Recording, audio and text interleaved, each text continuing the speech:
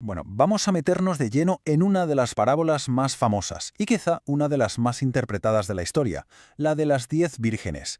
Es una historia que ha fascinado por generaciones, ¿verdad? Pero su interpretación más popular hoy en día nos deja con una pregunta bastante importante, diría yo. ¿Hemos entendido de verdad lo que significa? Y la pregunta que lo cambia todo es esta, ¿no? ¿Está contando esta historia un escape secreto? ¿Una especie de evacuación celestial justo antes de que llegue un tiempo de crisis mundial? Vamos a meternos de lleno en el texto y a ver qué es lo que de verdad nos cuenta.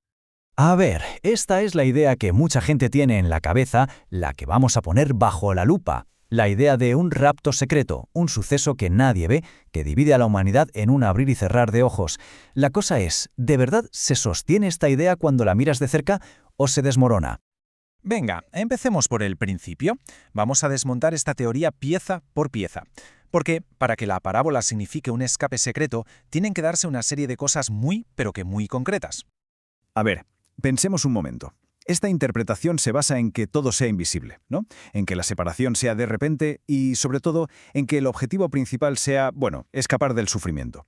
La pregunta es, ¿el texto original apoya estas ideas? Para encontrar la respuesta tenemos que hacer algo. Tenemos que viajar en el tiempo. Hay que dejar aparcadas las doctrinas del siglo XIX y plantarnos de lleno en una boda judía del primer siglo, que es el contexto exacto en el que Yeshua contó esta historia. O sea que el quid de la cuestión es este. La clave no está en las teorías modernas, está en la cultura, en las costumbres de la gente de esa época. Es que Yeshua le estaba hablando a una audiencia judía, como un rabino judío, y eso lo cambia todo. Y claro, aquí es donde todo cambia, porque resulta que una boda judía era, pues justo lo contrario a un evento secreto. Nada de secretos, era algo público, ruidoso, de toda la comunidad.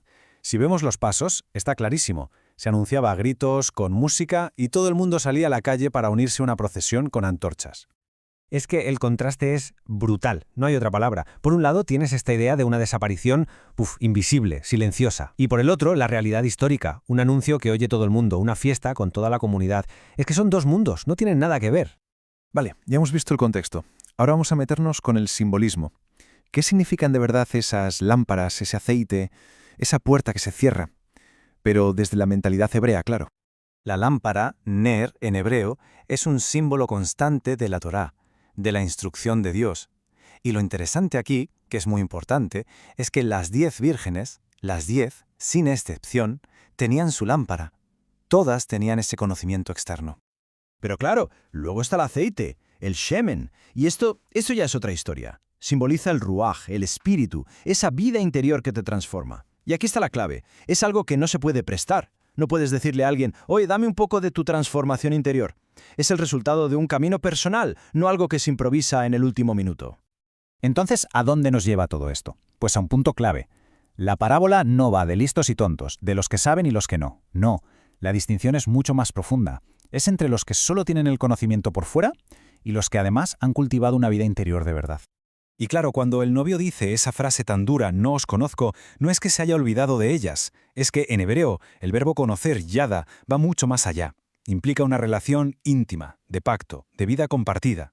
El problema no es de logística, de si estaban en la lista o no, es un problema de relación. Vale, hasta aquí hemos visto el detalle. Pero ahora vamos a hacer zoom hacia afuera. Vamos a ampliar la perspectiva. Porque esta parábola no es una isla, no es una historia que va por libre. Encaja como una pieza de puzzle perfecta en un mensaje profético que se repite una y otra vez en toda la Escritura. Si se echa un vistazo a los textos proféticos más importantes, da igual si es Daniel o las cartas de Pablo, el patrón es siempre el mismo, salta a la vista.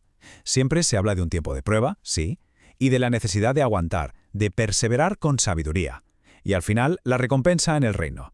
El mensaje central es siempre la resistencia, nunca el escape. Y es curioso porque hasta el apóstol Pablo, a quien a menudo se cita para defender esta idea del rapto, describe la llegada del Señor de una forma que de secreta tiene poco, ¿eh?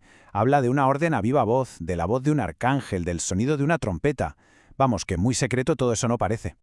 Bueno, pues después de haber visto el contexto histórico, el simbolismo y cómo encaja en el resto de la profecía, creo que ya estamos en condiciones de replantear la pregunta.